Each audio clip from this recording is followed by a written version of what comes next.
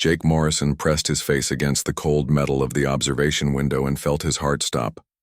The view screen showed empty space where Earth should have been. No blue marble spinning in the void. No white clouds dancing across familiar continents. Just scattered rocks and the faint glow of radiation that made his skin crawl. The bridge of the new horizon fell silent except for the steady hum of life support systems. Lisa Garcia sat frozen at the pilot controls, her dark eyes wide with disbelief. Ben Carter stopped typing at his engineering station and stared at the readings on his screen. Kate Williams held her communication headset with shaking hands. "Run the scan again," Jake said quietly. Lisa's fingers moved across her console. The same result appeared on the main display. The Sol system was intact. The sun burned bright and steady. Mars sat in its proper orbit, red and dusty as always. Jupiter's great storm still swirled in endless patterns, but Earth was gone. "Captain," Ben said, his voice thick with emotion. "The debris field shows traces of heavy bombardment. These readings suggest the planet was completely destroyed." Jake closed his eyes and tried to process what this meant. They had been away for 18 months exploring the far reaches of known space. When they left, Earth was home to 12 billion people. Cities reached toward the sky. Oceans teemed with life. Children played in parks while their parents worked to build a better future. "How long ago?" he asked. Ben studied his instruments carefully. "Based on the radiation decay and debris distribution, I estimate 200 years ago." The words hit Jake like a physical blow. 200 years. They had traveled faster than light to reach the edge of the galaxy, but time moved differently out there. What felt like 18 months to them had been centuries back home. Kate suddenly straightened in her chair. "Captain, I'm picking up a signal. It's weak but definitely artificial." "Source?" Jake asked. "It's coming from the debris field, right where Earth's orbit should be." Jake felt a spark of hope.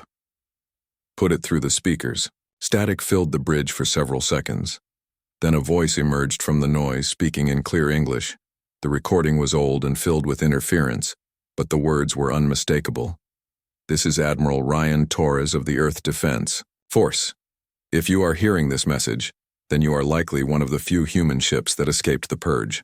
I am recording this on the final day of our world." The crew exchanged glances. Jake motioned for silence. The recording continued. 3 days ago, the Galactic Council delivered their final judgment.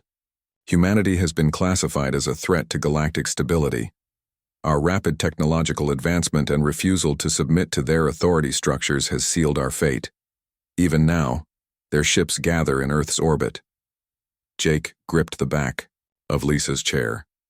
The Galactic Council was supposed to be humanity's entry into a larger community of intelligent species.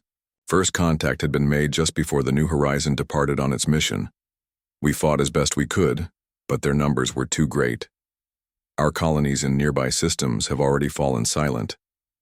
I fear we are among the last humans left in the galaxy. The voice paused, and Jake could hear explosions in the background of the recording. To any human ship receiving this transmission, do not attempt to contact the Council or any of their member species. They believe you are all dead, and that deception may be your only chance of survival. I have hidden the locations of several emergency caches throughout this system. The coordinates are encrypted in this message. Ben was already working to decode the data stream attached to the recording. More importantly, the voice continued, I have included the coordinates of 12 colony ships that managed to escape before the purge began. These ships were ordered to find hidden worlds far from Council space and establish secret settlements. If they survived, they are your only hope of rebuilding our species. Kate looked up from her console. Captain, I'm detecting several beacon signals scattered throughout the system. They're using old Earth military encryption. Jake nodded. Admiral Torres planned for survivors. The recording was nearing its end. The Council fears what humanity might become if we are allowed to grow and develop freely. They have seen our potential and decided we must be eliminated before we become too powerful to control. But they underestimate us. Humans have survived ice ages, plagues, wars, and countless disasters. We adapt. We endure. We find a way. The sound of weapons fire grew louder in the background. This is not the end of humanity. It is merely the end of the beginning. To those who hear this message, remember who we are. We are explorers. We are builders. We are survivors. And someday, when we are strong enough, we will return to reclaim what was taken from us. The recording ended with the sound of an explosion and then static. The bridge remained quiet for a long moment. Jake felt anger burning in his chest alongside his grief. Somewhere out there, the beings responsible for Earth's destruction continued, their lives as if nothing had happened. They had committed genocide and erased all trace of it from their records. "Ben, how long until you can decode those coordinates?" Jake asked. "Give me 30 minutes, Captain." "Kate, send a message to the other human ships in our fleet. Tell them to maintain radio silence and rendezvous at the following coordinates." Jake read off a set of numbers that had been drilled into every human space captain as an emergency meeting point. "Lisa, plot a course to the nearest beacon. We're going to recover whatever Admiral Torres left for us." Jake turned to address his crew. Their faces showed the same mixture of grief and determination that he felt. The Council thought they destroyed humanity 200 years ago. They were wrong. We're still here, and we're going to find the others. We're going to learn what really happened, and we're going to make sure this never happens again. Lisa's hands moved over her controls. "Course plotted, Captain. Take us to the beacon." As the New Horizon moved toward the first beacon, Jake stared out at the empty space where Earth had been. The Council had made a terrible mistake. They thought they were eliminating a threat, but they had actually created something far more dangerous. They had given humanity a reason to unite, to grow stronger, and to remember exactly why they needed to be feared. The hunt for the lost colonies was about to begin. The coordinates led them to a dead system on the edge of known space. 3 dying stars cast dim red light across empty planets and floating asteroids. Jake Morrison stood on the bridge of the New Horizon and wondered if they had made a mistake. The system looked abandoned and lifeless. "Captain," Kate Williams called from her station. "I'm detecting a faint power signature from the 4th planet." Jake studied the readings on his screen. The planet was small and rocky with no atmosphere to speak of. But deep beneath its surface, something was generating energy. "Take us closer," he ordered. As they approached the planet, Ben Carter looked up from his engineering console with excitement in his eyes. "Captain, that power signature is massive. Whatever is down there is using more energy than most space stations." Lisa Garcia guided the ship into orbit around the barren world. The surface showed nothing but gray rock and impact craters from countless meteor strikes, but the scanners revealed something extraordinary hidden beneath the ground. "There's an entire complex down there," Lisa reported. "Multiple levels carved deep into the planet's core, and Captain, I'm reading life signs, thousands of them." Jake felt his pulse quicken. After 200 years, they had found survivors. "Hail them," he said. Kate worked at her console for several minutes before shaking her head. No response on any standard frequencies. "Try the old Earth military channels," Jake suggested. Kate adjusted her settings and transmitted again. This time a voice crackled through the speakers immediately. "Unknown vessel, you are in restricted space. Identify yourself or be destroyed." Jake stepped forward. "This is Captain Jake Morrison of the exploration ship New Horizon. We are human, survivors seeking others of our kind." A long pause followed. Then the voice returned, filled with disbelief. "Human? That's impossible. All human ships were destroyed 200 years ago. We were in deep space when Earth fell. We found Admiral Torres's message beacon and followed the coordinates here." Another pause. Then a different voice came through. The communicator, older and more authoritative. "Captain Morrison, this is Director Sam Hughes of Kepler Station. We've been monitoring your ship since you entered the system. Your vessel shows technology signatures we don't recognize. How do we know you're really human?" Jake thought for a moment. "My crew includes Lisa Garcia, Ben Carter, and Kate Williams. We departed Earth on a deep space exploration mission 18 months before the attack. When we returned to Sol system, we found only debris and Admiral Torres's final message. The silence stretched longer this time. Finally, Director Hughes responded. Captain, prepare for transport. We're bringing you down to the station.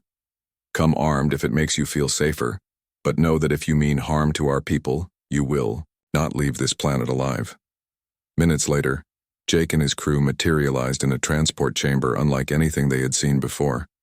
The walls were made of a crystalline material that pulsed with soft blue light. The technology was clearly human in design, but far more advanced than anything Earth had possessed.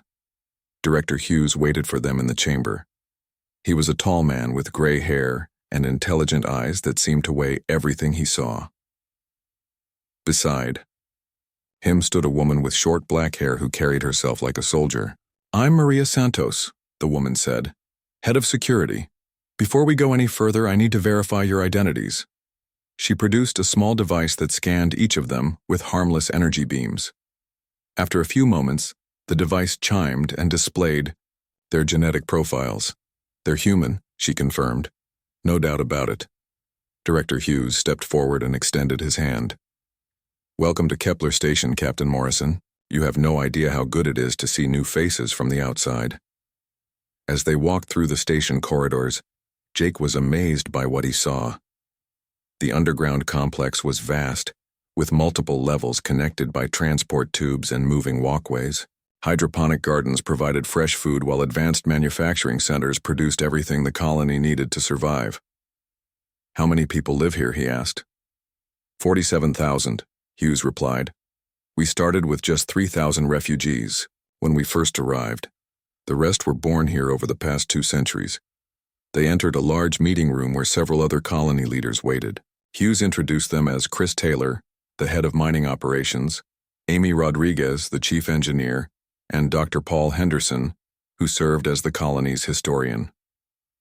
Dr. Henderson, Hughes said, why don't you explain to our guests what we've been doing for the past 200 years? The elderly historian activated a holographic display that showed the galaxy with dozens of points marked in blue. When the Council attacked Earth, he began, 12 colony ships managed to escape as Admiral Torres indicated. Each ship was ordered to find a hidden location and establish a secret settlement. We've maintained contact with all of them through encrypted quantum communications. Jake stared at the display. All 12 colonies survived. Not only survived, Amy Rodriguez said with pride, but thrived. Each colony focused on developing different technologies. We specialized in mining and manufacturing. The colony at Wolf, 359, became our military center. The settlement near Vega concentrated on scientific research. Dr. Henderson continued. We've spent 2 centuries preparing for this day, the day when we would be strong enough to emerge from hiding and reclaim our place in the galaxy. Chris Taylor leaned forward. Captain, you need to understand something. We're not the same humans who fled Earth 200 years ago. We've grown stronger, smarter, and more united than we ever were before. Amy Rodriguez activated another display showing technical specifications for ships, weapons, and other equipment. We've developed technology that makes Council forces look like children playing with toys. Gravity manipulation, quantum computing, energy weapons that can crack planets. Jake felt overwhelmed by what he was seeing. Why haven't you revealed yourselves before now? Because we weren't ready, Director Hughes said simply. The Council destroyed Earth because they feared human potential. We decided to fulfill that potential before showing ourselves again. Maria Santos spoke up. We've been watching Council activities for decades. They've grown complacent and corrupt. Their technology has stagnated while ours has advanced beyond their ability to comprehend. Dr. Henderson brought up another display showing Council territory. They rule through fear and intimidation. Species that don't submit to their authority are enslaved or eliminated. It's not just humans they've destroyed. The time has come, Hughes said, to remind the galaxy what humanity is capable of. But we needed a trigger, something to justify our emergence. Your arrival provides that trigger. Jake looked around the room at faces filled with determination and carefully controlled anger. These people had spent their entire lives preparing for revenge against the beings who destroyed their homeworld. What exactly are you proposing? He asked. Amy Rodriguez smiled. and Jake saw something dangerous in her expression. "We're going to contact the other colonies and begin phase 1 of our return. We're going to remind the Galactic Council why they feared humanity in the first place." Chris Taylor stood up. "Captain Morrison, your ship and crew just became the advanced scouts for the largest military operation in human history." Jake felt the weight of history settling on his shoulders. The scattered remnants of humanity were about to announce their return to a galaxy that thought them extinct. And judging by the technology and determination he saw in this room, that announcement was going to be impossible to ignore. The Council had made one critical error 200 years ago. They had left survivors, and those survivors had spent every day since then becoming something far more dangerous than the Council had ever imagined. 3 weeks after leaving Kepler Station, Jake Morrison found himself standing in the shadows of Nexus Prime, the massive space station that served as the capital of the Galactic Council. The structure was enormous, built from the combined technologies of dozens of alien species. Millions of beings lived and worked within its metal corridors, representing every major civilization in the galaxy. But Jake was not there as a tourist. He wore the disguise of a Terran merchant, a cover identity that Amy Rodriguez had created using advanced holographic technology. To anyone looking at him, he appeared to be a tall, blue-skinned humanoid from the Rigel system. Beside him walked Tony Clark and Rachel Murphy, 2 of Kepler Station's best intelligence operatives. They had spent years studying Council operations and knew the station's layout better than most of its residents. Their mission was simple but dangerous: infiltrate the Council's central databases and discover the truth about Earth's destruction. "Remember," Rachel whispered as they walked through a crowded marketplace, "we're grain merchants from Rigel 4 looking to establish new trade routes. Keep your stories consistent and avoid drawing attention." They made their way through the station's commercial district, past vendors selling exotic foods and alien technologies. Jake marveled at the diversity around him. Beings with 6 arms negotiated with creatures that looked like walking plants. Floating energy beings communicated through patterns of light, while insectoid species clicked and chirped in their own languages. Under different circumstances, Jake would have found the experience fascinating. Humanity had dreamed of joining such a community for generations, but knowing what he now knew about the Council's true nature, he saw the scene differently. He noticed the security patrols that moved through the crowds, watching for signs of dissent. He saw the subtle signs of fear in many faces, the way smaller species moved quickly aside when larger predators approached. Their contact was waiting at a small restaurant in the station's middle levels. Zixi appeared to be a bird-like creature, with bright feathers and intelligent eyes. She belonged to a species called the Avarians, and according to Kepler Station's intelligence files, she had become disillusioned with the Council's leadership. "You're late," Zixi said as they sat down at her table. Her voice was musical but carried an edge of nervousness. "Security checkpoints were more thorough than expected," Tony replied, using the code phrase they had agreed upon. Zixi studied them carefully. "I still can't believe there are humans left alive. The records show that your species was completely eliminated 200 years ago." "The records are wrong," Jake said quietly. "But we need to know exactly what happened. We need access to the classified files about Earth's destruction." The Avarian looked around nervously before leaning closer. "What you're asking is extremely dangerous. The information about Earth is classified at the highest levels. Only the Inner Council has access to those records." Rachel slid a small data chip across the table. "This contains payment in rare metals and energy crystals, enough to buy you a new identity and safe passage to any system you choose." Zixi examined the chip with a handheld scanner. Her eyes widened at the readings. "This is worth more than I make in 10 years. The information is worth that much to us," Jake said. The Avarian made her decision. "Follow me, but stay back and act like casual customers. I'm going to show you something that will change how you see the Council forever." They followed Zixi through a series of maintenance corridors that led to the station's central core. The bird-like alien used her security clearance to bypass several checkpoints, leading them deeper into restricted areas. "I work in the Archives Division," she explained as they walked. Most of the data I process is routine trade agreements and diplomatic correspondence, but sometimes I see files that make me question everything I believed about the Council. They entered a vast chamber filled with holographic displays and data storage units. The room hummed with the sound of countless computers processing information from across the galaxy. The Earth files are stored in the restricted section, Zixi said, leading them to a secured terminal. I can access them, but only for a few minutes before the security system notices. She input her access codes and began pulling up classified documents. The first file that appeared made Jake's blood run cold. It was a detailed analysis of human military capabilities, focusing on how quickly Earth's technology had advanced, compared to other species. Look at this, Rachel said, pointing to a section of the report. They were tracking human development for decades before first contact. They knew exactly how fast we were advancing. The next file contained communications between council members debating what to do about the human problem. Jake read the messages with growing anger. The alien leaders spoke about humanity like they were discussing the elimination of a dangerous. Tony found a recording of the final council session that decided Earth's fate. The three humans watched in horror as alien leaders voted to authorize complete sterilization of the human threat. But the most shocking discovery came in the final set of files. The Council had not just destroyed Earth.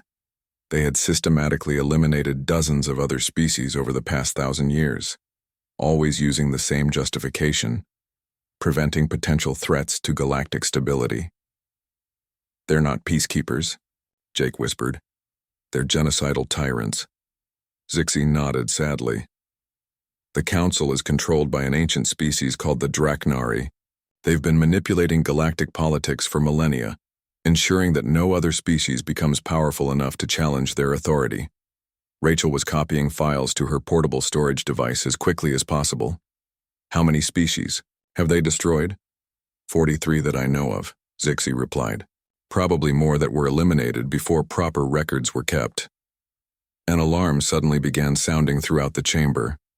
Red lights flashed as security protocols activated. We need to leave now, Zixi said urgently. The system has detected unauthorized access to classified files. They ran through the corridors as security forces mobilized throughout the station. Jake could hear the heavy footsteps of armed guards searching for intruders.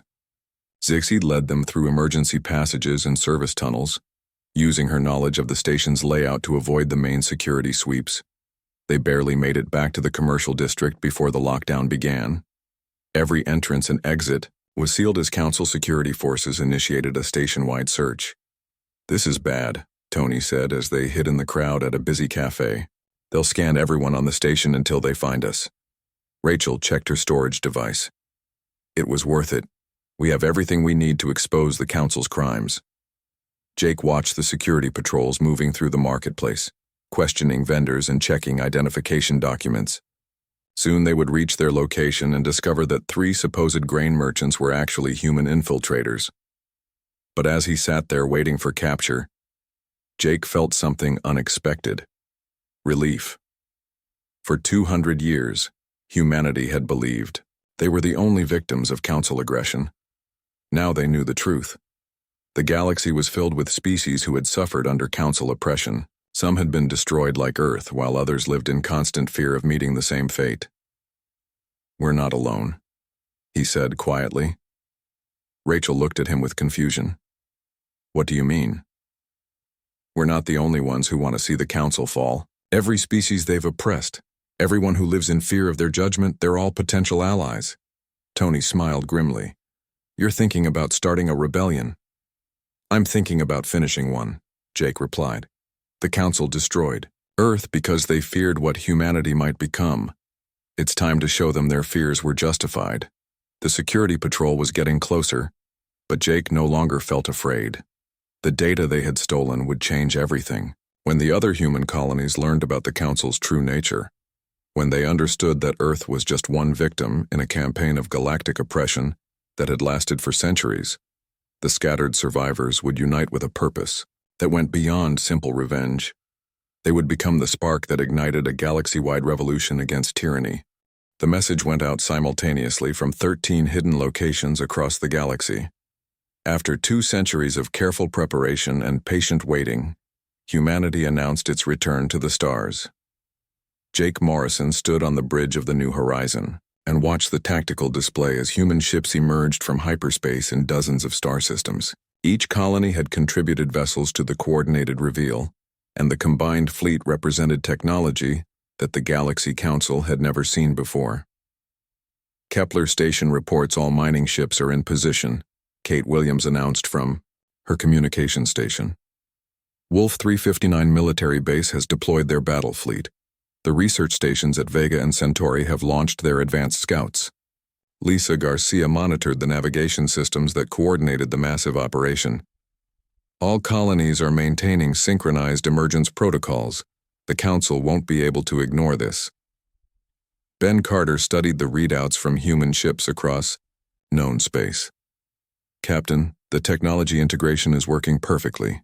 Amy Rodriguez really outdid herself with these upgrades. Jake nodded with satisfaction. The chief engineer from Kepler Station had spent weeks modifying the New Horizon and other ships with the latest human innovations. Gravity-based propulsion systems allowed their vessels to move in ways that defied traditional space combat physics. Energy shields could deflect attacks that would destroy conventional warships.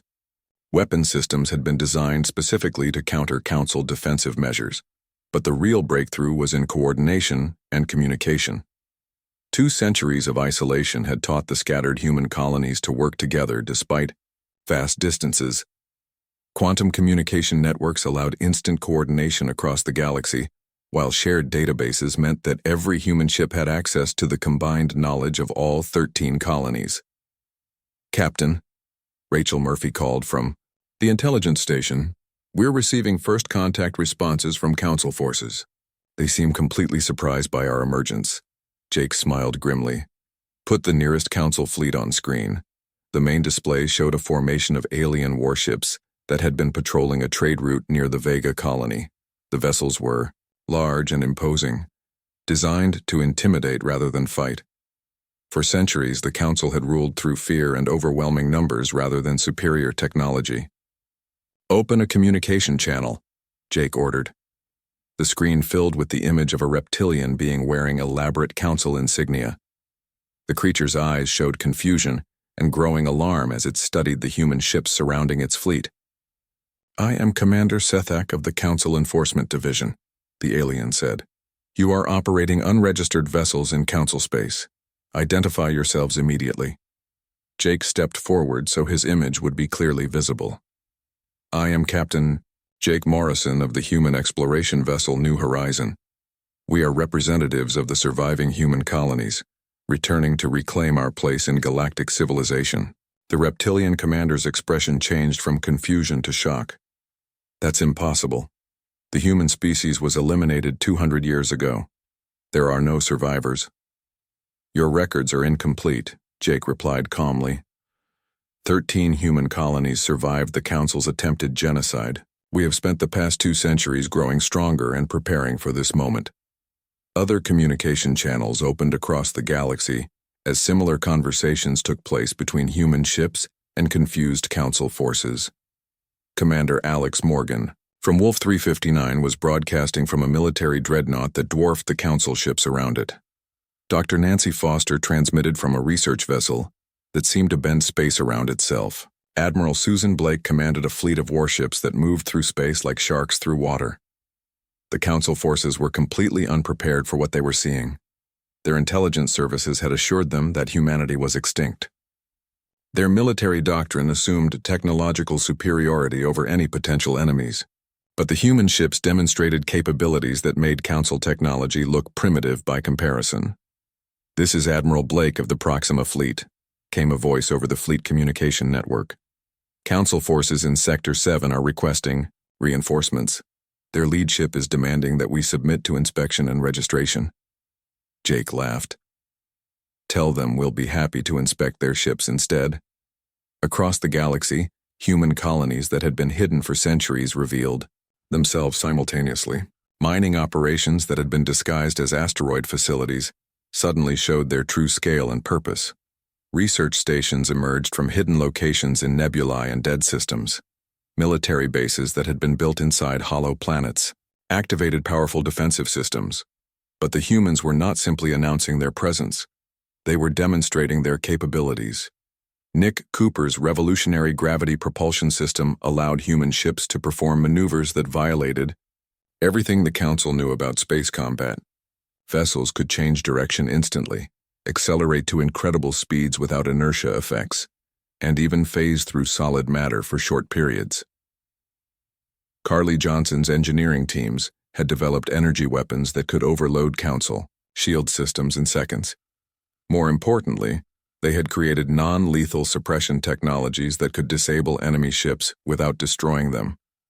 The goal was not conquest, but liberation.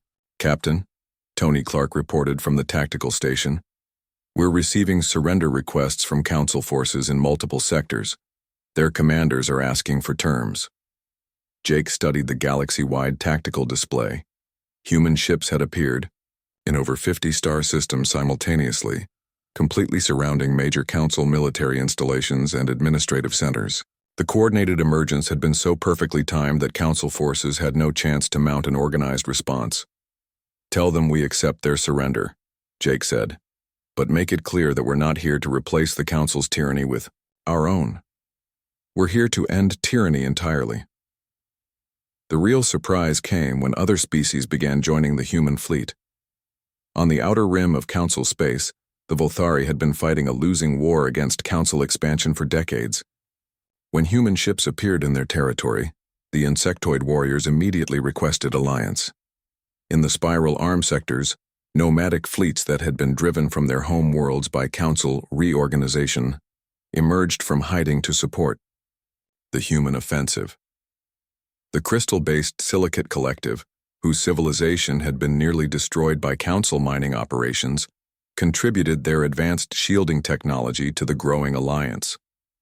"Captain," Kate announced with excitement in her voice, "we're receiving communications from over 30 different species requesting to join our cause. Apparently, the Council has been oppressing a lot more civilizations than we realized." Jake wasn't surprised. The intelligence they had gathered from Nexus Prime had revealed the extent of Council crimes over the past millennium. Earth was just the most recent victim in a long campaign of galactic oppression. "Accept all alliance requests," he ordered, "but make sure they understand our terms. We fight for freedom and justice, not revenge. Any species that joins us must agree to protect civilians and respect the rights of all sentient beings." Dr. Helen Ross, the philosopher from the Centauri Research Station, had spent months developing the principles that would guide humanity's return to galactic politics. Her ideas about unity and diversity and strength through cooperation were already being translated into dozens of alien languages. Admiral Blake reports that Council forces in the core sectors are beginning to withdraw, Rachel announced. "Their leadership is requesting a negotiation meeting." Jake smiled. "Tell them we'll be happy to negotiate, but the meeting will take place at coordinates of our choosing, and they'll come unarmed." The coordinated emergence had lasted less than 6 hours, but in that time humanity had announced its return and demonstrated that 2 centuries of exile had transformed them into something far more dangerous than the Council had ever imagined. They had not only survived, but thrived, developing technology and organizational capabilities that made them the most powerful force in the galaxy. But more importantly, they had proven that the Council's reign of terror could be challenged and defeated. Species that had lived in fear for generations suddenly saw hope for a better future. The revolution had begun. The final battle took place in the Draknari home system, where the ancient reptilian species had ruled the galaxy for 50,000 years. Their world was a fortress planet surrounded by defensive stations and protected by the largest fleet in Council space. For millennia, no enemy had dared to challenge them in their own territory. Jake Morrison stood on the bridge of the New Horizon as the combined human and allied fleet emerged from hyperspace at the edge of the system. Around him, ships from dozens of species formed the largest military force in galactic history. The Volthari contributed their swift attack vessels. The Silicate Collective provided massive shield generators. Nomadic fleets brought their expertise in unconventional warfare. But at the center of the formation were the human ships, displaying technology that had been perfected through 2 centuries of desperate innovation. "Captain," Lisa Garcia reported from the navigation station, "we're receiving a transmission from the Draknari Command Center." "Put it through," Jake ordered. The main screen filled with the image of Supreme Overlord Vexthul, the ancient ruler of the Draknari Empire. The creature was massive even by the standards of his species, with scales that had turned black with age and eyes that burned with cold intelligence. "So," the Overlord said in a voice like grinding stone, "the humans have returned from extinction. We should have been more thorough in our purge 2 centuries ago." Jake stepped forward so his image would be clearly visible to the enemy commander. "Your reign of terror ends today, Vexthul. Surrender now and your people will be treated with the mercy you never showed others." The ancient reptile laughed, a sound like rocks sliding down a mountain. "Mercy? You speak of mercy to beings who have ruled the galaxy since before your species learned to make fire? We are the Draknari. We are eternal. We are inevitable. You're about to be extinct," Jake replied calmly. Vexthul's expression darkened. "You have caused considerable trouble, little mammals. You and your pathetic allies have disrupted our carefully maintained order. But order will be restored. It always is." The Supreme Overlord gestured to something off-screen. "Activate the planetary defense grid. Show these upstarts the true power of the Draknari Empire." The space around the fortress world suddenly filled with energy beams and missile salvos as hundreds of defensive platforms opened fire simultaneously. The barrage was overwhelming, designed to destroy entire fleets in minutes, but the human ships simply disappeared. "Quantum phase technology engaged," Ben Carter reported with satisfaction. "The entire fleet has shifted into subspace. Their weapons are passing right through us." Jake watched as the massive Draknari barrage harmlessly passed through the ghostly images of the Allied fleet. Carly Johnson's engineering teams had perfected the phasing technology during the final weeks of preparation, allowing ships to become temporarily insubstantial while maintaining their ability to observe and communicate. "Phase us back into normal space," Jake ordered. Right in the middle of their defensive grid, the Allied fleet materialized inside the Draknari defensive perimeter, completely bypassing their outer defenses. Human ships immediately began disabling the defensive platforms with precise energy bursts that overloaded their systems without destroying them. "Target their command and control centers," Admiral Susan Blake commanded from her flagship. "Remember, we're here to liberate, not annihilate." The battle that followed was unlike anything the galaxy had ever seen. Human ships moved through space with impossible grace, their gravity-based propulsion allowing them to change direction instantly and accelerate to speeds that should have torn them apart. Allied vessels coordinated their attacks with precision that suggested a single controlling intelligence. But the most shocking moment came when the Draknari homeworld itself began to rebel. Across the planet's surface, populations that had been enslaved for generations rose up against their oppressors. The broadcasts that humanity had been transmitting throughout the galaxy had reached even the most isolated corners of Draknari. "Space. Captain," Kate Williams called from the communication station. "We're receiving surrender signals from Draknari military units throughout the system. It appears their own people are refusing to fight." Jake wasn't surprised. The message that Dr. Helen Ross had crafted emphasized liberation rather than conquest. Humanity had learned from Earth's destruction that fear and oppression ultimately created more enemies than they eliminated. "Accept all surrenders," he ordered. "Make sure our people understand that anyone who lays down their weapons will be protected." Supreme Overlord Vexthul's image appeared on the screen again, his ancient features twisted with rage and disbelief. "Impossible," he snarled. "The lesser species cannot resist us. We are their superiors. We are their destiny." "Your destiny," Jake replied, "is to face justice for 50,000 years of genocide and oppression." The ancient ruler's expression changed to one of desperate cunning. "You think you have won, human, but you understand nothing. Without the Draknari to maintain order, the galaxy will descend into chaos. Species will war against each other until civilization itself collapses." Jake smiled. "You're probably right. If we tried to rule the galaxy the way you did, it would end in disaster. That's why we're not going to rule it at all." Confusion replaced anger on the Overlord's face. "What do you mean?" "We're going to do something you never considered," Jake explained. "We're going to let every species govern itself. We're going to create a true democracy where all voices are heard and all beings are treated with dignity." Vexthul laughed again, but this time the sound carried uncertainty. "Naive fools. Democracy is chaos. Without strong leadership, civilizations destroy themselves." "Maybe," Jake admitted, "but we'd rather fail trying to build something better than succeed at perpetuating your system of oppression." The final surrender came when Vexthul's own guards turned against him. The ancient ruler who had terrorized the galaxy for millennia was arrested by his own people, who had finally heard the promise of a better future. Within hours, the Draknari Empire that had dominated galactic politics for 50,000 years simply ceased to exist. Across hundreds of worlds, populations that had been oppressed for generations began the difficult work of building new societies based on freedom and cooperation. Jake Morrison returned to Earth orbit, where massive construction ships were already beginning the work of rebuilding humanity's homeworld. The planet would never be exactly as it was before, but it would be something new and better. Standing on the observation deck of the New Horizon, Jake watched as ships from dozens of species worked together to create something unprecedented in galactic history. The new Galactic Federation would be based on principles that Dr. Helen Ross had developed during the dark years of exile: unity in diversity, strength through cooperation, and freedom as the birthright of all sentient beings.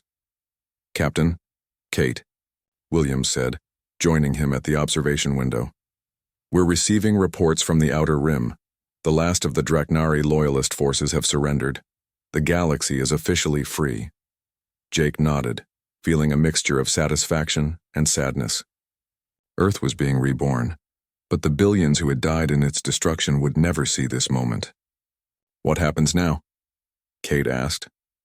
Jake thought about Admiral Torres's final message, recorded as Earth burned around him. The old Admiral had promised that humanity would return when they were strong enough, but he had also warned that they should remember who they were. "Now we prove that the Council was right to fear us," Jake said quietly. "Not because we're conquerors or tyrants, but because we're something far more dangerous." "What's that?" Jake smiled as he watched ships from 100 different species working together to build a better future. "We're teachers. We're going to show the galaxy that there's a better way to live, and that freedom is worth any price." The new Federation's motto was already being carved into monuments on liberated worlds across the galaxy. Dr. Helen Ross had captured the essence of humanity's gift to the stars in simple words that translated into every known language. In unity, progress. In diversity, strength. In freedom, peace. The Council had feared humanity's return, and they had been absolutely right to do so, but not for the reasons they thought. Humanity's greatest weapon was not their technology or their military might. It was their ability to inspire others to become better than they were, to dream of a future where all beings could live in freedom and dignity. The galaxy would never be the same. And that was exactly what Jake Morrison had hoped for.